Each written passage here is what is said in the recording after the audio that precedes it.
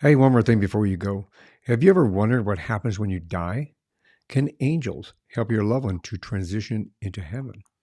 What do you do if your house is haunted? How about if you have a psychic child? These are many, many questions we need to get answered. So stay tuned. Two. We're going to have answers to these questions and more when we have the ghost helper on the show. I'm your host, Michael Hurst. Welcome to One More Thing Before You Go.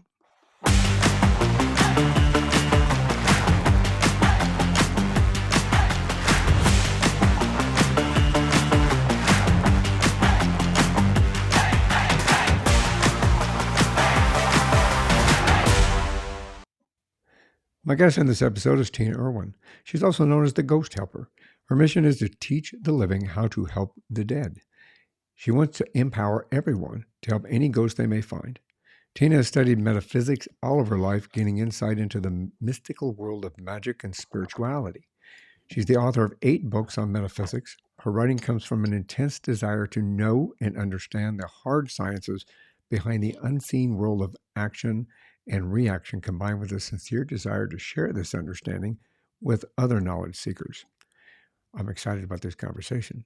Her lifelong studies into the deeper meaning of events and actions were further enhanced by the experience of a dynamic 20-year career in the U.S. Navy, working for the submarine force, retiring at the commander level. Welcome to the show. Thank you, Michael. I am thrilled to be here.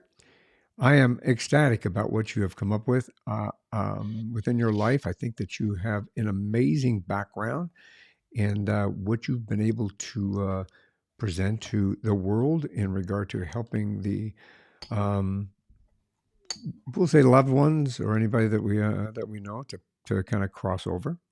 So thank you for being here. Thank you so much for having me. I love the opportunity to share information with people that gives them their power back in some really unusual situations. You know, you and I have dealt with death in many many ways. Yes. You know, you with your new career here, and me as a law enforcement officer, both personally and professionally. I dealt with death on a number of occasions, including ones that unattended deaths and suicides and homicides and things like this that we get to see. I won't say see.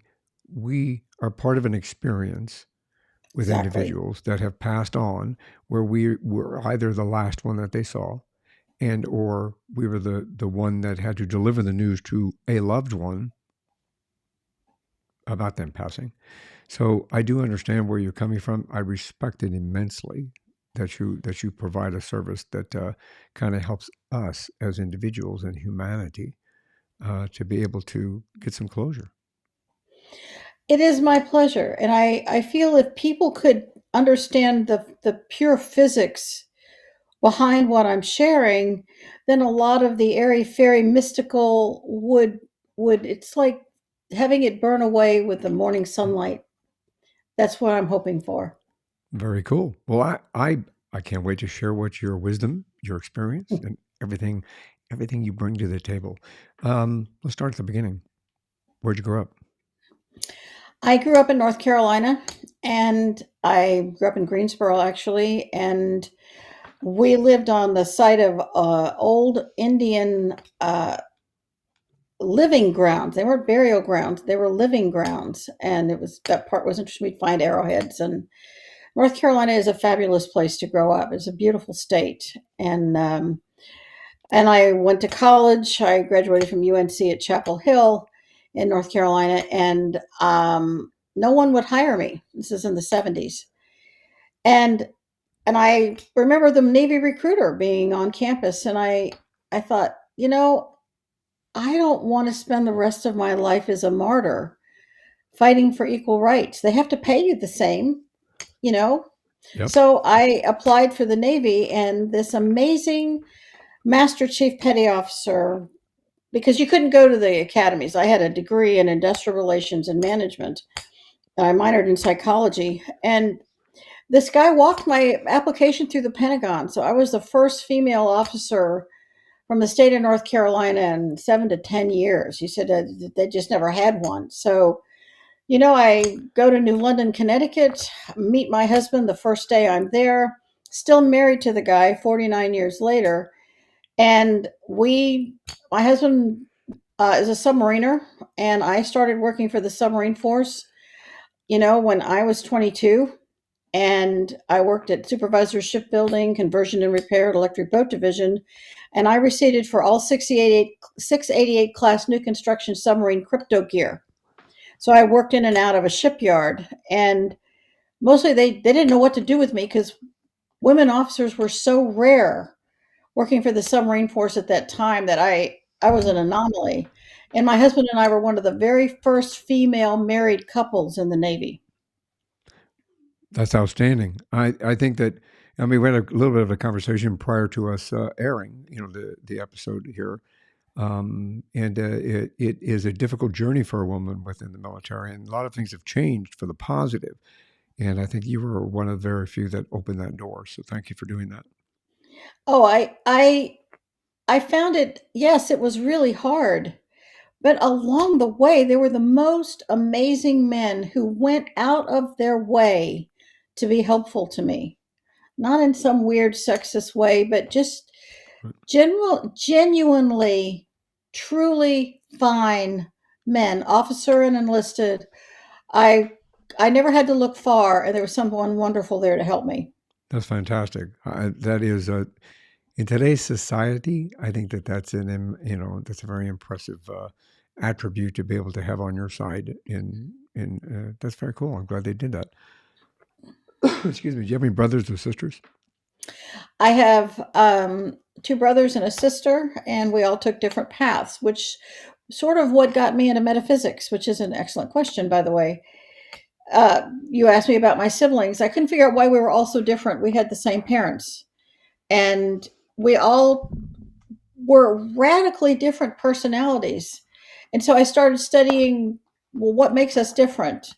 Is it order? Is it birth order? Is it sex? Is it astrology? So I started studying Linda Goodman's sun signs, and when I was 8, I started studying really early. I guess I figured I had a lot to learn this lifetime. So in studying astrology, I realized how you could understand another person if you were to look at when they were born, for instance. If you're dealing with certain personalities, you can't hit them head on. Some personalities are fiery and some are much more down to earth. And if you could adjust how you related to them based on a little bit of their astrology, you might find you could adjust your management styles to be a better teammate in an office setting. And I found that worked remarkably well over the 20 years I was in the Navy. I really love the Navy. And you started this. At what age did you start this? 8. I started 8. reading. I thought you said. I just want to make sure. Yeah, yeah. Well, I wanted to understand it, and then I spent a lot of time trying to understand what happens after death. I mean, if I got into trouble in school because if energy is neither created nor destroyed, which is a law of physics, what happens to the energy after you die of the animation, the chatterbox or the introvert? What happens? And I spent a lifetime studying that, and I got into a lot of trouble because I would ask those questions of clergymen, and I'd ask them of school teachers, and I didn't care if I got in trouble. The question deserved being asked. it's interesting because I think we all ask that question. We want to know what happens when we die. Where do we Yeah. go? We cease to exist. Do we cease to exist? Do we go to a black hole, or do we go back to an energy in another dimension? In studying Buddhism and Zen and a multitude of religions and philosophies, they all have some aspects that say we can reincarnate. That we on different levels where we take steps to get to the final level, and in this case, we have to learn each time we come back. So I mean, there's a lot of introspect as to what happens after we die. Uh, excuse me. Um, can we talk? Can we delve into that? What happens when we die? What happens when we die is a lot of it's predicated on what you believe to be going to happen is your belief system. Some people believe we become compost and they're really quite surprised.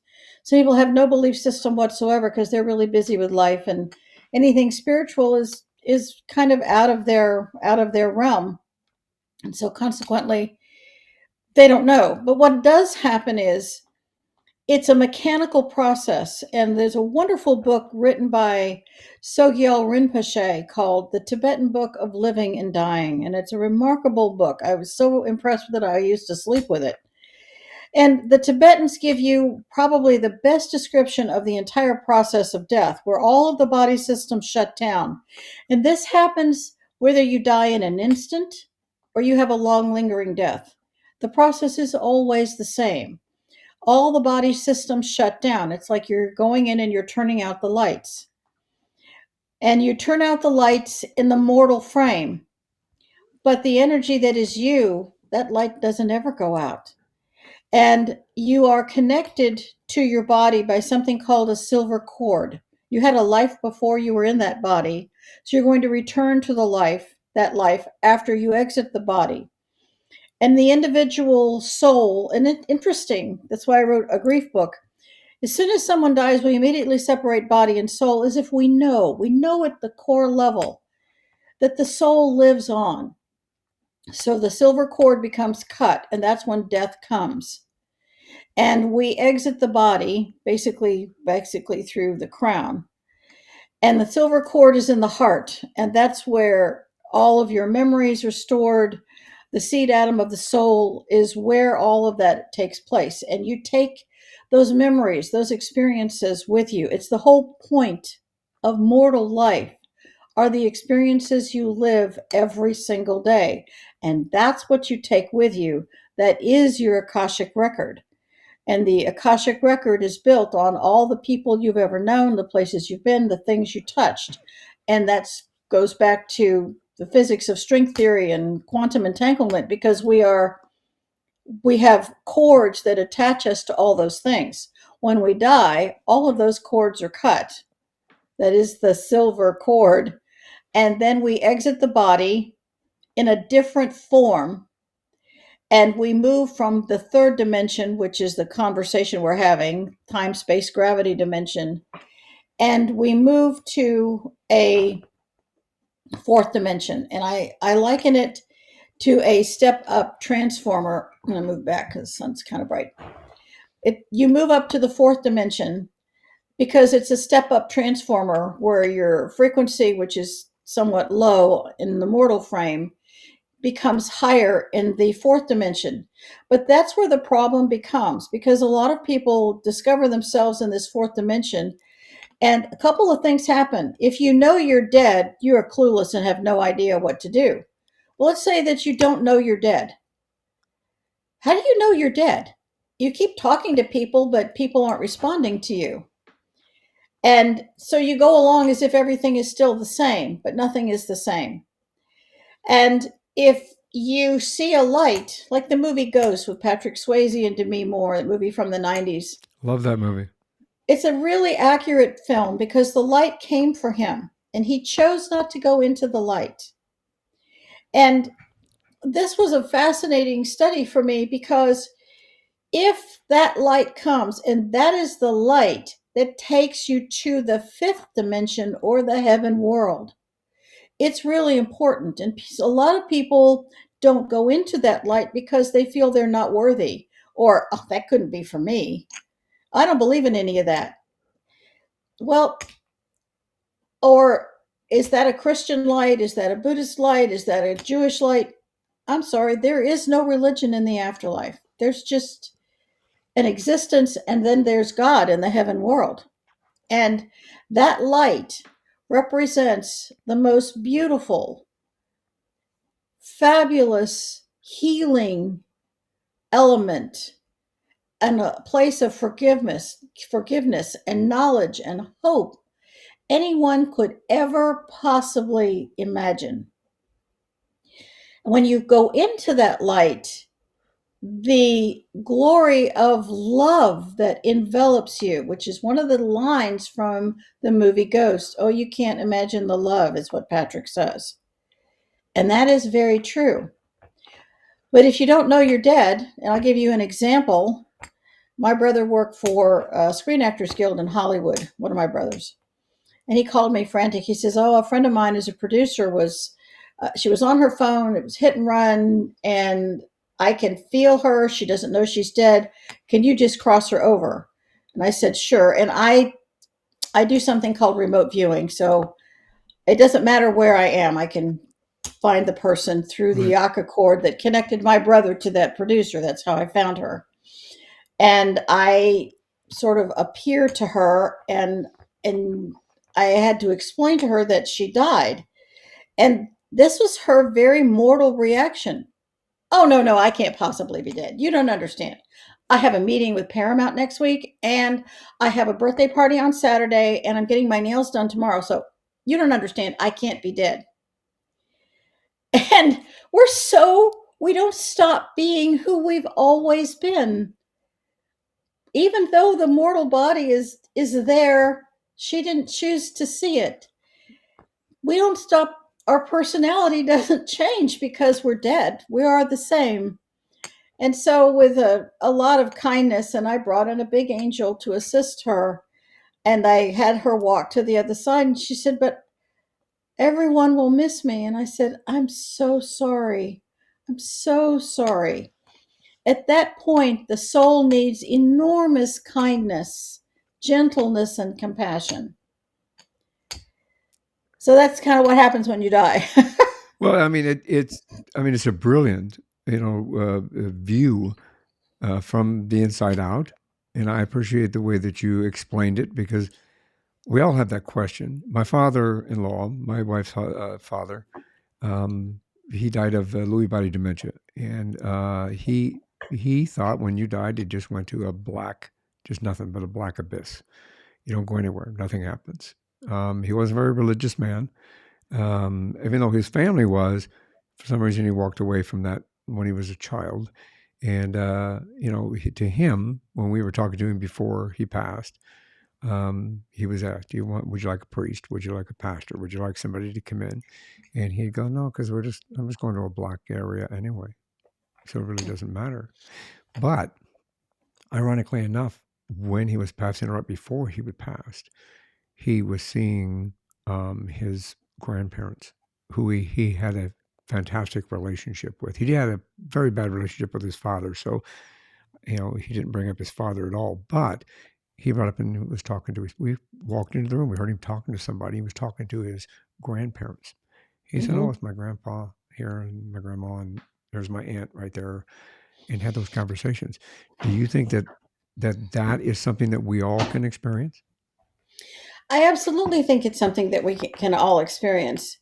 And a lot of people are ready for death, and they are looking forward to seeing all these personalities that grace their lives and that they miss so much. And sometimes people's pets meet them. I mean, we've all had a series of animals that brought us so much love and hope that when you cross over, you can have them meet you too. And I talk about the crossing over. It's like a light bridge, but you have to make that crossing. And this is discussed in the 23rd Psalm. For those Christians among us who feel like this can't be true, I would offer them to look at the 23rd Psalm, which, by the way, exists in some form in every faith on the planet. People think it's just a Christian psalm. It is not. It exists globally. "Lo, though I walk through the valley of the shadow of death." That is the fourth dimension. "I will fear no evil." Well, that evil, there's some very dark things there. "For thou art with me," reminding each of us to remember that God is with us. "Thy rod and thy staff comfort me." It's like those things lead the way. We get to go home. It's just a beautiful concept. "Surely goodness and mercy will follow me all the days of my life." Well, that's what happens when you're crossing into the beautiful, beautiful light. The hardest thing for me is dealing with children.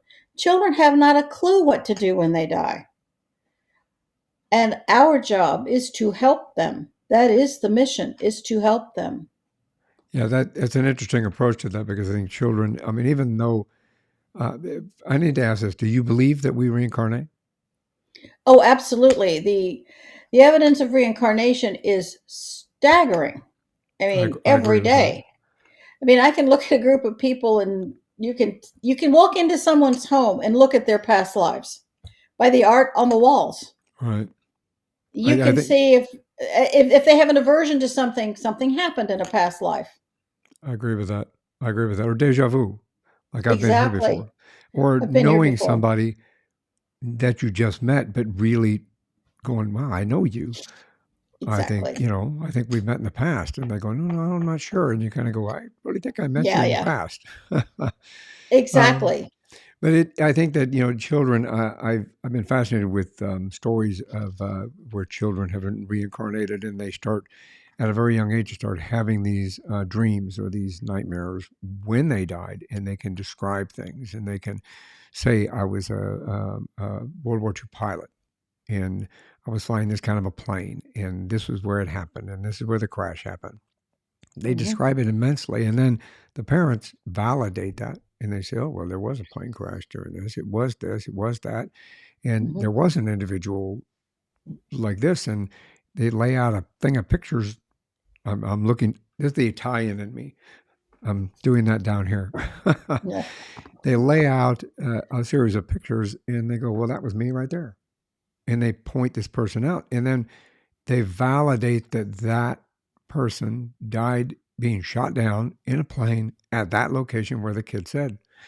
It's amazing. It gives you, at least to me, it gave me the opportunity to say, wow, we have another chance or an opportunity to come back down here, even though we may be leaving now.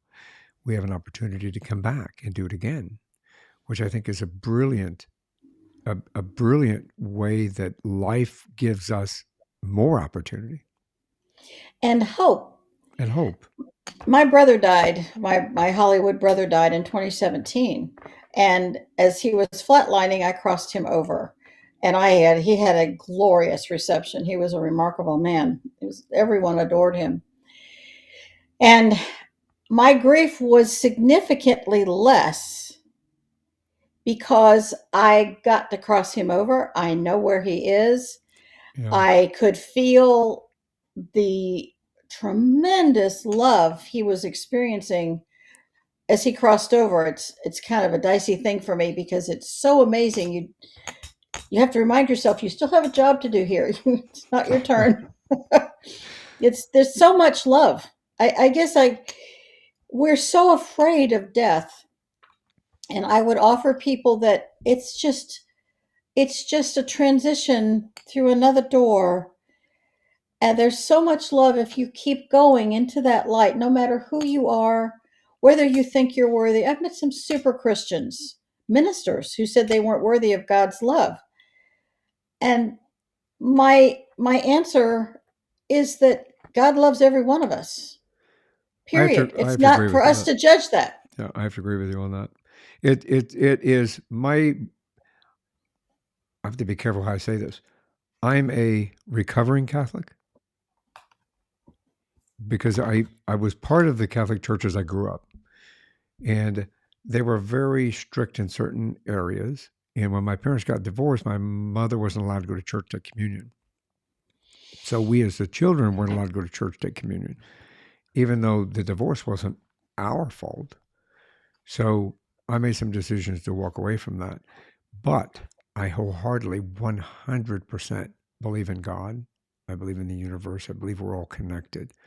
I believe that we all are interlaced at some point in our lives. And I believe in angels. And I'm bringing this up for a reason. I believe in angels. I talk to my angels every day. I believe in guardian angels. I think we can reach out to them. They have helped us immensely. On my job, my old job, I had an angel on my shoulder several times, and I'm grateful for that. So, it, within that, how do you feel angels play a part in all of this? I feel that every person on earth has the capacity to ask for an angel. capacity is the wrong word, has an opportunity, Opportunity. is a better word, to request that an angel help a person who has died. You can ask for an angel to help your children. I mean, I'd always fill, when my teenagers were learning to drive, I would always fill the car with angels. Yeah. It doesn't hurt. You can bring in an angel if you're having an argument. You can fill the room with angels if you're having a really uh, an unfortunately angry board meeting or something. And you can always ask. It's a function of remembering. And I wrote a book called The Crossing Over Prayer Book because, if I were abducted by aliens tomorrow, other people need Then to we're know going to how have to do another. this. We're going to have another conversation if that happens. Other people need to know how to do this. It can't just rest with me. It has to be shared. So that's what this book is about. And routinely, every prayer that crosses over someone is the main crossing over prayer, which works in every occasion. But I did tailor it for murder, suicide, death of a child, mass a mass situation, Like mass Vegas or violence situation, Columbus. and or flood or casualty. And in every single prayer, there is a request that angels guide this person or persons to the heaven world, and it says right now, because there's no time in the fourth dimension where all these souls are residing. Time stops for them. They never change the clothes they're wearing. And when you can offer them the brilliance and the warmth that an angel brings, that flash of that smile, when an angel smiles on a soul that has suffered or is afraid or is bewildered, I wish I could convey to your listening audience what it feels like. A lot of people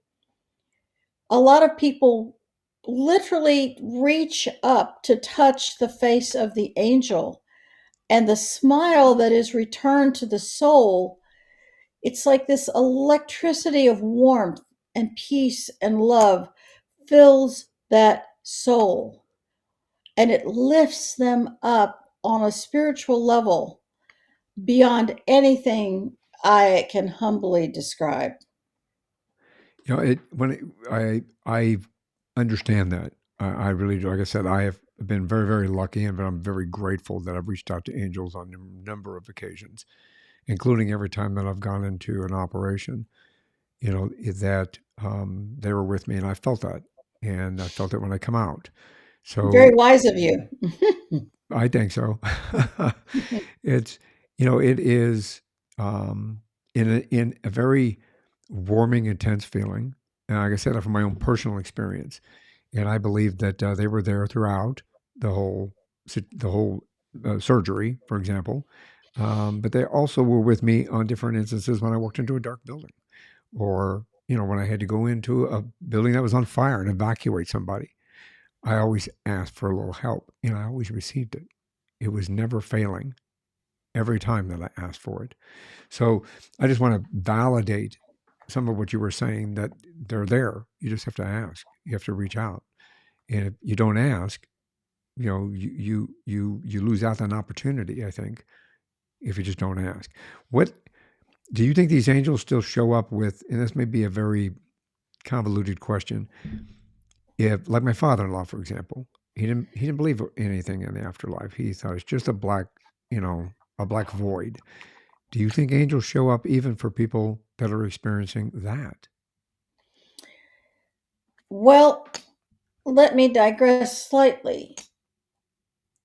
When you move from the mortal frame to the fourth dimension, it's like taking off a coat. It just lays there, and then you're still standing there. And now you don't really understand where you are. You have to ask for angels. Mm. They don't just show up unless you're somebody really special, and then they're with you all the time anyway. It's just you've changed your resonance. All of this is about resonant frequency. So you enter this place that's now not black, it's a little bit gray, depending on your frequency. In God's universe, everything is frequency, everything is a math problem, everything is vibration. And that is a very, very important point because when you die, it's your frequency at death that makes a big determination on what happens after death. And when you discover that your body is not functioning anymore and you're out of it, ask for an angel. You can ask. And the point of the crossing over prayer is, or all the different prayers that are in that book, is that you're asking for angels for that person on that person's behalf. You have the right to do that. And once this prayer is said, they are immediately crossed over.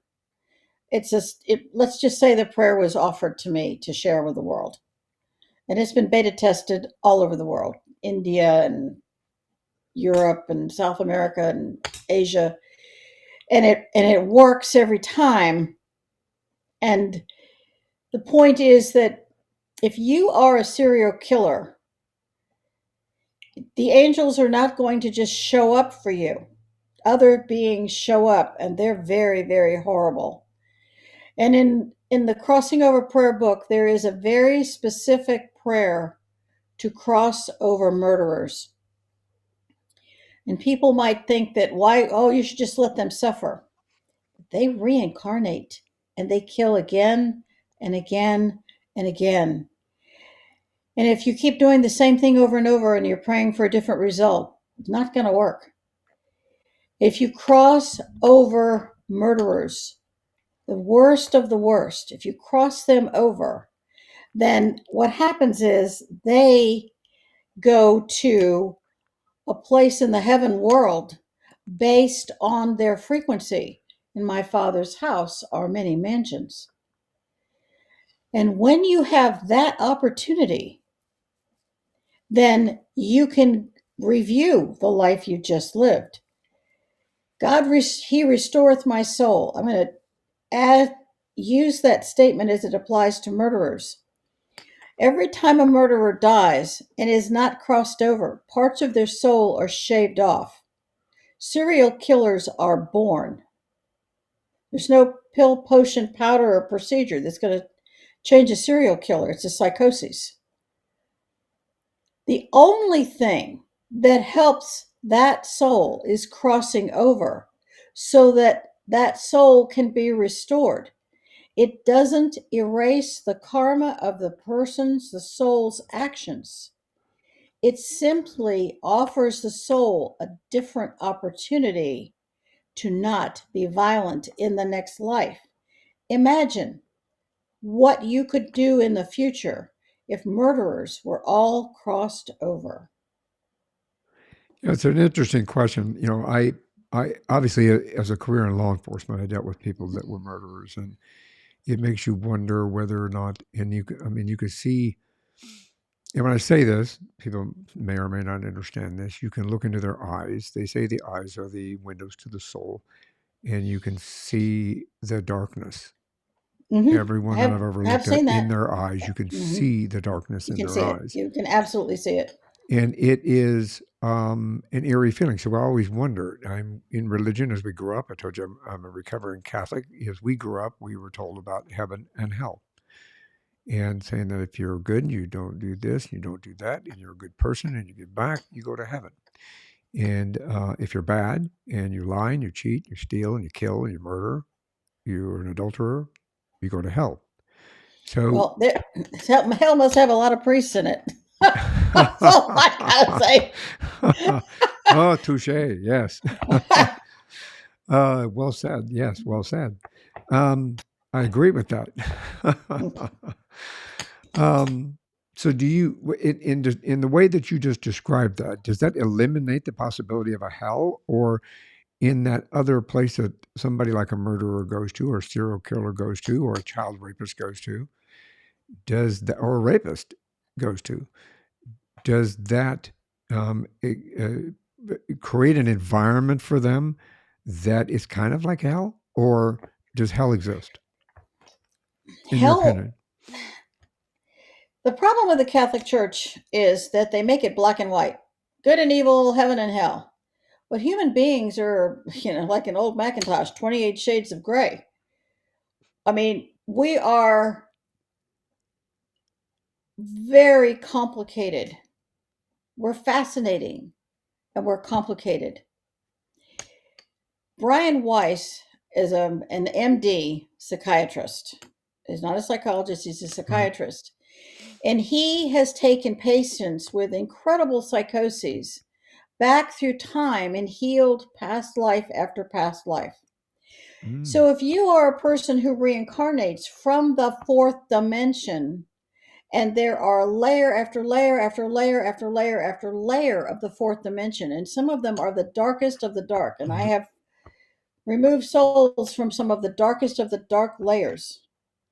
They simply come back and they just kill again. So if you execute someone, or they die in a shootout, or they die of cancer, or whatever Right. causes that murderer's death, the Jeffrey Dahmers and the Richard Specks, those people will simply reincarnate and do it again and again. And I had done enough past life regressions Right. with people that the people who murdered them life after life after life. Which is And very unfortunate that which it is continues horrendous. perpetuity. You know your murderer. In this life, they may appear to be a stranger, but you've known them from a past life. Right. And how do you change it, that cycle? That's really the point of the work that I'm offering anyone who's listening. And again, I'm grateful to you for this forum. If you cross over the worst of the worst and they go into the heaven world, and we stop doing what we've always done, we do something completely different. I'm not directing you to forgive that person Right. who murdered your daughter. I'm not doing that. I'm just saying cross that guy over, because he will haunt the living. He will haunt the dead if they're not crossed over. And I will give you a really chilling example. I had a woman contact me from upper state New York, and her father was a murderer. He was a sociopath. He had no conscience whatsoever. And it's horrifying to have a family member who's a murderer. In this case, this man was telling his daughter, who was a good person, that his to tell her to murder her child. She had a 4-year-old little girl. And this man was so horrible, he was executed by the state of New York, as far as I understand it. And after this execution, he went back and haunted his daughter, and told his daughter to murder her daughter, his granddaughter. Murder my granddaughter. Let me see you do it. Let me see you do it. Well, he didn't cross over. He's not asking for angels. He is still haunting the living. He was probably ricocheting and haunting the people he murdered and the families of the people he murdered. And so she contacted me and she said, "Will this work?" And I said, "I've never had your particular situation, so let's try it." She said, "Can you just do it?" And I said, "Well, yeah, I can do it. But what about the power if you do it? For the first time, you've taken your power back from this really, really mean man, this horrific murderer. If you do this yourself and you take your power back from him, for 1,000 years, your life will be different, and so will his and everyone else he's done." So and what makes this horrible for her is her little girl can hear her grandfather saying that she's to be murdered. And she hears this every day. Not cool. Not cool. So the mom says the crossing over prayer. I'm not present. I left it in her hands as an experiment. What's the worst that can happen? So she says the crossing over prayer over and over, and I directed her to say it with force, especially the parts where it says right now. Cross over into the heaven world right now. And she did it over and over and over, and all of a sudden she felt a shift. And her little girl looks at her and says, "Mommy, the bad man is gone now." That's brilliant, actually.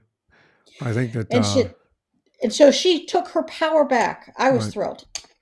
I think that the opportunity that you gave her to give her that power, to give her the strength, to give her the perseverance, the fortitude, the courage to do that, I believe is a very positive thing for all of us that we can do if we're faced with the same situation. Do you? I mean, that's a great example. Do you think people, the old adage that somebody's here because they need closure, they need something that they're not finished, or they have unfinished business or something like that. Do you think that that cliche exists? Um, Like, I'm only here because I have unfinished business. I need to, for example, my knock on wood, I don't plan on dying anytime soon. So I'm going to put that out to the universe. But I still need to walk my youngest daughter down the aisle. I walk my oldest daughter down the aisle. I want to walk my youngest daughter down the aisle. If for some reason I'm taken from this world prior to that, do you think my desire to do that would keep me here because I want to be here when she walks down the aisle? well, it's entirely possible that you could have that conception. But what happens is when a soul doesn't cross over or is crossed over, they are basically haunting the living. And ghosts, which is what they are, I don't use spirits. Spirits are alcohol, and we know what that does. It means that there is attachment, and the attachment doesn't allow the living to move forward. And that Mm, attachment of the living can haunt the dead by these black cords that wrap around ghosts. The dead haunt the living by wanting to be part of everything and sort of being there. The most powerful thing you can do is cross over. You'll still be able to know what's happening to her, right. but you will allow her to live a life without being haunted. And Interesting perspective. it's you had your time on earth. It's time to cross over now. You will be able to provide far more assistance for her in the heaven world than you ever could as a ghost. It's just there are counselors of divine wisdom that can assist you in helping family members so that what you're doing is karmically correct. Right. Do you believe in karma? Well, since I have two books out on karma, I would say actually I have three books out that talk about karma. I would say absolutely yes. We're going to talk about those books in a little bit here, by the way. But yes, I think that. Do you? Let me see. How can I phrase this question? Um, do you believe that karma comes back and bites us in the butt? Well, I believe in physics. For every action, there's an equal and opposite reaction. That is a Interesting. basic law of physics. I didn't make it up. It's a physics law. That law is inviolate. So if you have worked your whole life to do good things for others, you've risked your life for others. That goodness has to come back to you. That's not Mm. biting you in the butt. That is enabling you to be of even more service in the future, which expands your karmic vistas. So we can have Not good be, karma and bad karma. you can have mitigated karma. You can have good. It's again, it's not black and white. Right. We are multifaceted. We're like the most remarkable diamonds. We have many, many facets, and there are many, many ways to facet a diamond. It's not just one way. Right. And karma comes back to us based on our actions. I mean, Right. if you pay attention, I mean, the easiest way to look at karma is children. Children are karma in action. If you have your teach your children to cook or to work on a car or to be self-sufficient, that comes back to you. The best thing I ever did was teach my kids to cook, or hand my cars over to my oldest son, and he's a master mechanic today. I'm really proud of him. He can fix anything. He's amazing. And my daughter is incredibly efficient. And none of my children need me. None of them need me. Well, at least in that aspect, they always need their mom.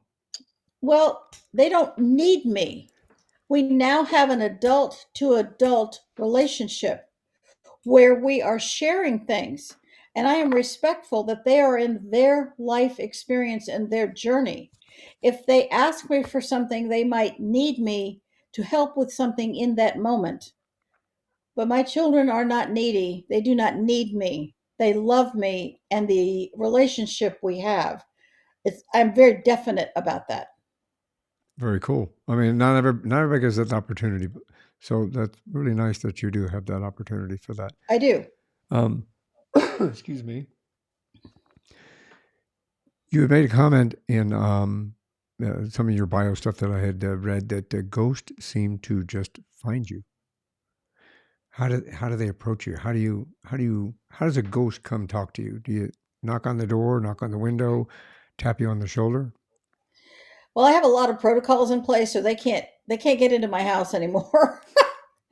um, and I have so many protocols in place that I'm kind of past that stage now because they as soon as they come anywhere near me, they're crossed over. I mean, it's instant now. It took me a lot of years to put those protocols in place because I've traveled all over the world and it becomes really cumbersome. So when it originally started, I could see them. In one of my ghost books, I have a story about the lieutenant's roommate, and this lieutenant and I, when we lived in Italy 3 years.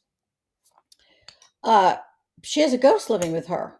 He's her companion. I could see him in the corner. Apparently, in her entire life, I'm the only one who did ever see him. But he didn't cross over, and I didn't know how to do that in the 70s.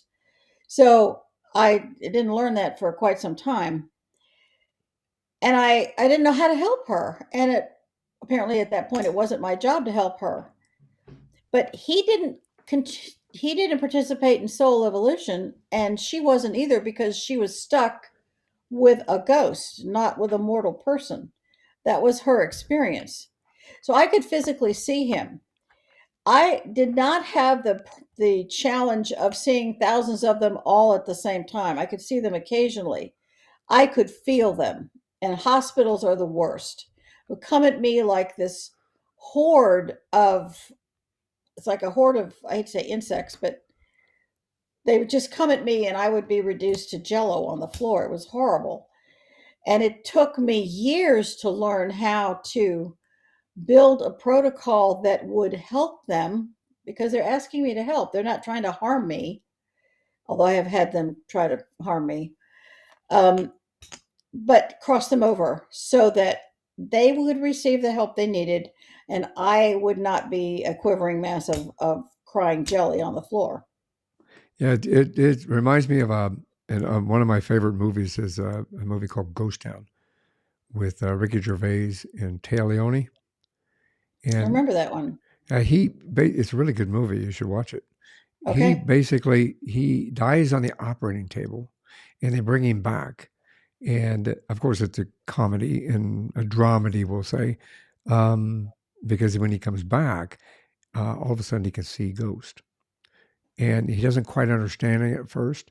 And then once everybody kind of realizes that, oh, here's a new guy that can see us, here is this, he wakes up and the whole bedroom is completely That, full, wall that's to what wall, happens. with all Right. these people. And he kind of goes, "What are you doing in my room?"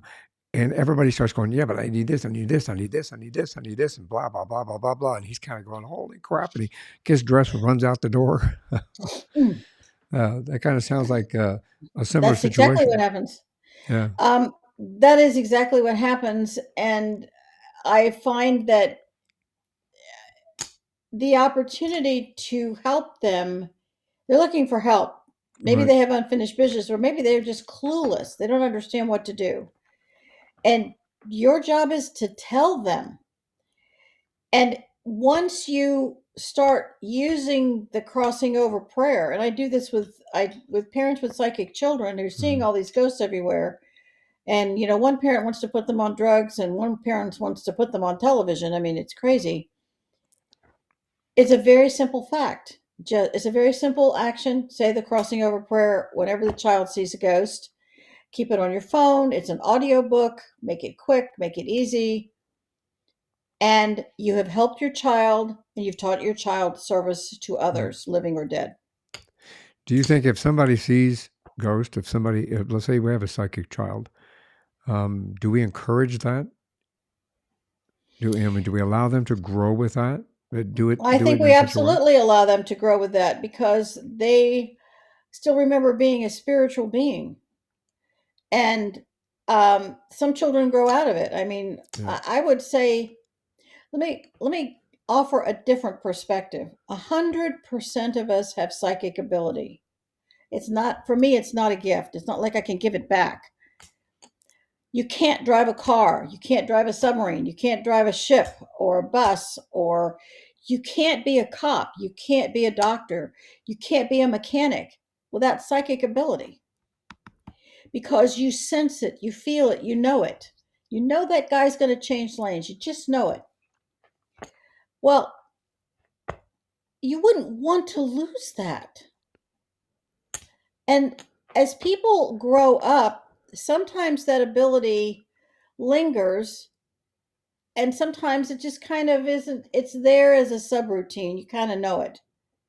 But sometimes an event occurs that just brings it all to the surface and it's no longer just a simple subroutine in your brain. Now it's in the forefront. Your third eye starts to grow and you can do new things every day, which is kind of what happened to me. My life just, it's like everything exploded when I met my husband.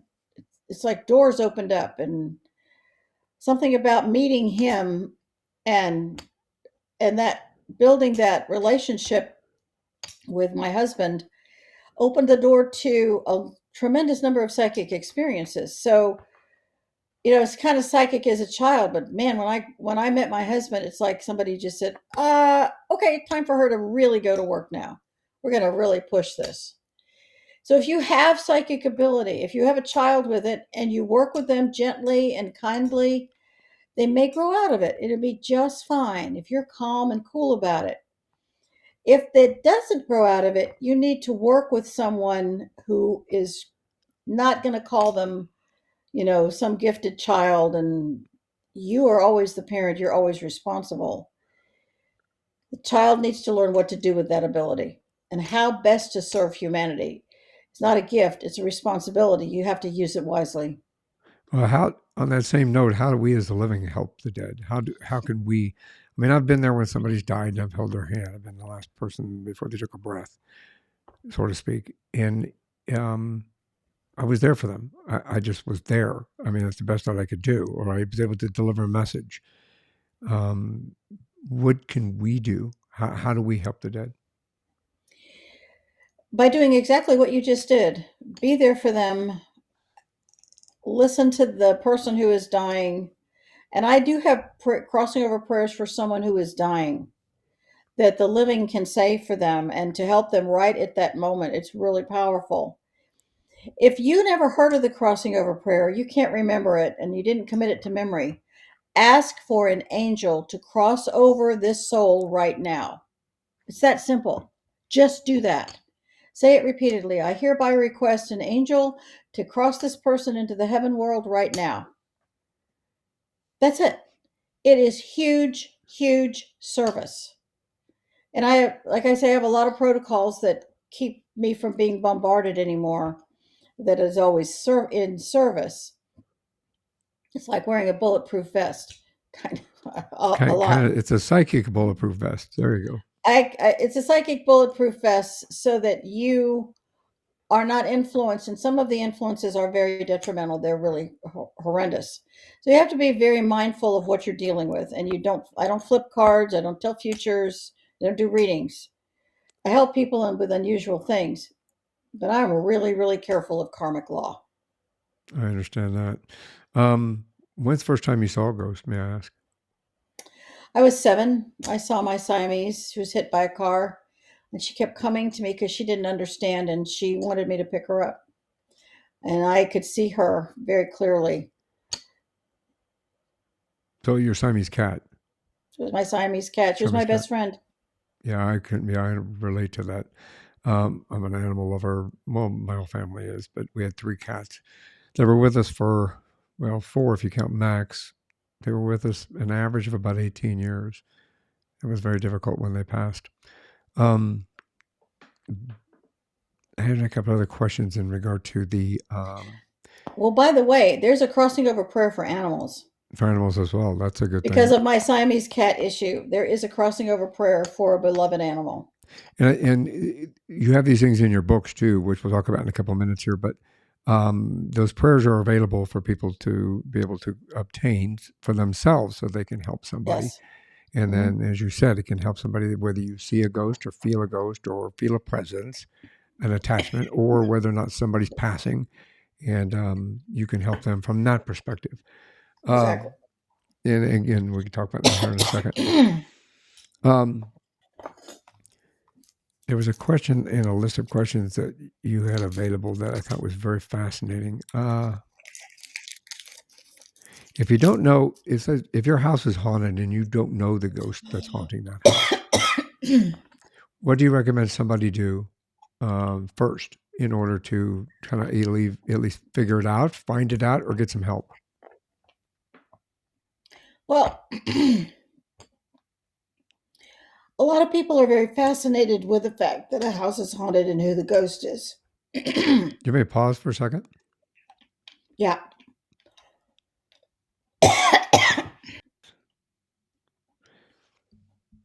So, in regard to the haunted houses, how can we, if we don't know that person, if we feel that we're being haunted, what's the first step somebody should take? The first step I would do would be just to get it's on the ghosthelpers.com website. Crossing over prayer is free on that website. If you want to have it available, it's on an audiobook, but I would say the crossing over prayer and say it repeatedly, walk through every room. In the crossing over prayer book, there are prayers for removing a dark intelligence because right now you don't know if that's a ghost. You don't know if it's some other dark intelligence. You don't know if someone was doing terrible rituals. There was a story of a house that was horribly haunted in Colorado, and a serial killer had owned the house and murdered his victims in the living room. And nobody bothered to tell the new owners. It was horrible. I did try to reach out to them, but I was not successful in reaching them. I mean, these unbelievable situations happen. There's also in the Crossing Over Prayer book a dark intelligence removal prayer. You have a simple haunting, somebody died in the house, it's a grandparent, you're a real estate agent and the owner died in the house. Just use the Crossing Over Prayer, it's fine. If you're sensing something darker, use the dark intelligence removal prayer. If you live, let's say you live in southern United States where everything is haunted, like South Carolina, I would recommend there's a prayer for clearing the stacks of time. You have Revolutionary War dead, 1812 dead, Civil War dead, slave dead, indentured servant dead, and just general people who die by whatever means. So you have what are called stacks or levels of time. Those need to be cleared on that property. You can't do somebody else's, but you can do that property. And that prayer will help you clear the property. If there's something dark, you can remove the darkness and you remove the ghosts. It becomes a process, but you can do it yourself. Sounds like a lot of work, but it's been beneficial in the long run because this way it does move somebody forward and the negativity leaves the house. And even if it happens to be a positive for the fact that you can help somebody again cross over, give them closure as well, because that soul gets Exactly. closure. In my opinion, it Mm-hmm. would get closure as well. Um, I know that you've written a number of books in regard to all of this, everything we've talked about with ghost and karma and helping people cross over and so forth. Can we talk a little bit about those? I know that I put 4 of them up here. 4 of the ones that I was really resonating with when I looked through your book list. But I know you have more. I do have more, and the grief book helps you understand that everyone's grieving, and it discusses a great deal of types of grief. If your house burns down, you're grieving. If you lost your job, you're grieving. If somebody's neighbor commits suicide, what do you say? And this book has prayers in it, and it also helps you understand what do you do. Soul Evolution, Past Lives, and Karmic Ties really begins to explain, it helps people understand why we're here and that we are evolving as souls. And the more spiritual service we can perform, even at the simplest level, the better it is, and how karma comes back to us. And a lot of it is tied in with past lives, even if you're not conscious of it. Ghost stories, that's a 3-volume set. Ghost stories from the ghost point of view, volumes 1, 2, and 3, and it's what it's like to be dead. Why some people don't cross over. The despair. Looking at ghost stories from various stacks of time. There's some ghost stories that go back through a particular location and will have several different stacks of time.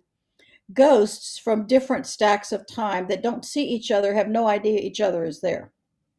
And so it's a challenging task to go back and clear ghosts from multiple periods of time. That one is somewhat challenging, but it happens. Of course, the crossing over prayer. I also have karma and frequency. Again, everything is frequency. And the Lightworker's Guide to Everyday Karma is another one. It has 52 different elements or vignettes of how karma works in everyday life, from car karma to the archaeology of the soul. Brilliant titles, by the way. What's your website, please, before I go forward? Ghosthelpers.com. Helpers with an S, because we're all going to help each other. Which is a brilliant way of looking at life and death. Actually, I think Yes. that death is inevitable and life is inevitable. So I think it's a nice mixture of what we need to do to participate in both ends of it.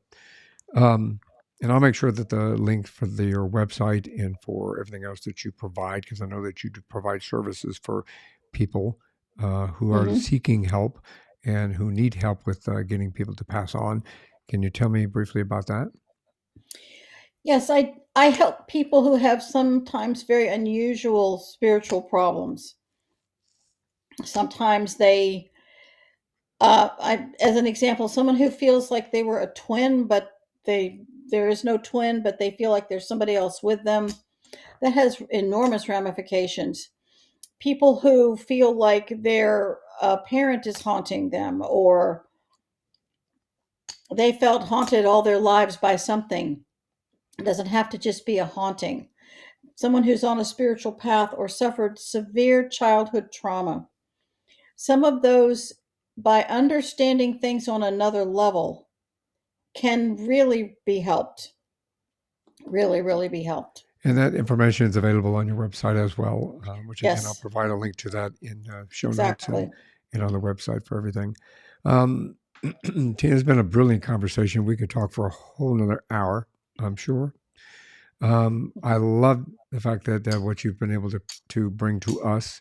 I hope that we've been able to kind of educate and motivate and inspire people who are experiencing any one of these things that we just spoke about. Because at one point in our life, at some point in our life, we are going to experience it. I think that you've provided some tools and some wisdom and opportunity to help us get closure, as well as to help move those that we love onto the next level. So thank you for being here. Thank you so much for having me and allowing me to share these concepts. And my sincerest hope is that if anyone is suffering from a haunting or worried about a child who has died or a loved one who has died, don't let someone hunt them as ghost hunters do. Help them. We can help them. It is the compassion every single one of us will want for ourselves. And Michael, again, I can't thank you enough for allowing me to share these ideas. Oh, absolutely. I'm honored to have you on the show. This is one more thing you go. One thing you go. One more thing before you go. Let me try that in English. This is one more thing before you go. Do you have any words of wisdom that you can share with us before we leave? Life is a wonderful opportunity, and you grow in soul evolution when you look at how you can make life better for others in even the smallest way, whether it's a smile or a helping hand. When you can evolve to the point where you're not afraid to help the dead, you have truly arrived to a wonderful level. Brilliant words of wisdom. Thank you for sharing those. And thank you again for coming on One More Thing Before You Go. I look forward to another conversation with you. I think we can expand on so many more things. Yes, we sure can. So thank you very much. And You're welcome. I will talk to you in a very near future, I hope. Okay. Thanks for listening to this episode of One More Thing Before You Go. Check out our website at beforeyougopodcast.com. You can find us as well as subscribe to the program and rate us on your favorite podcast listening platform.